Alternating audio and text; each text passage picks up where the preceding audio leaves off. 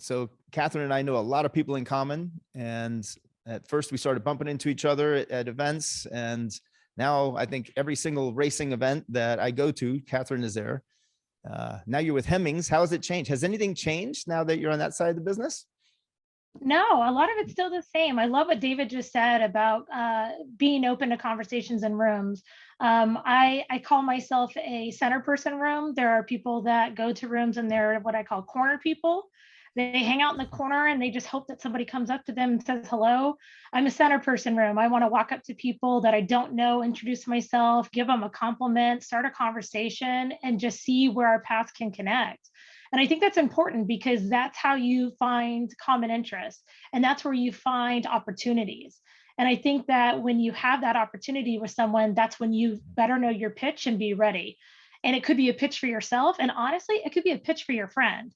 When you guys talk about meeting new people and networking and finding introductions, that introduction you may have right now may not be for you, but maybe for someone else.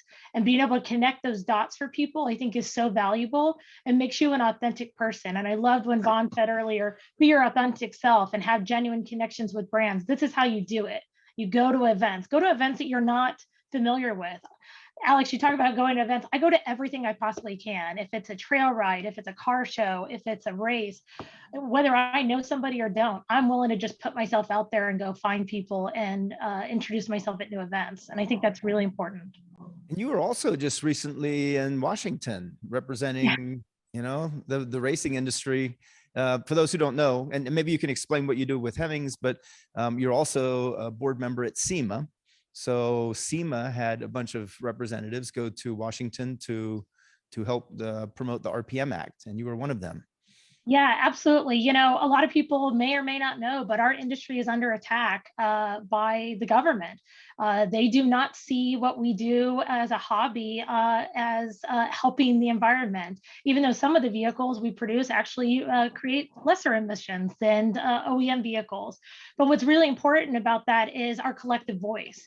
And so when we go to Washington, D.C., we are actively lobbying the Hill to make sure that all of you have the ability to go race your vehicles because the government doesn't think you should be able to do that. And that's a concern for us. And so that's why SEMA, as an association, we pay dues to, we all volunteer to go to Washington, D.C. to help support that and make sure that our collective voices are heard and that we have the right to do our hobby.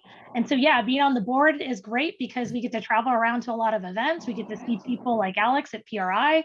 SEMA owns PRI, but it's also another facet for us to network and communicate.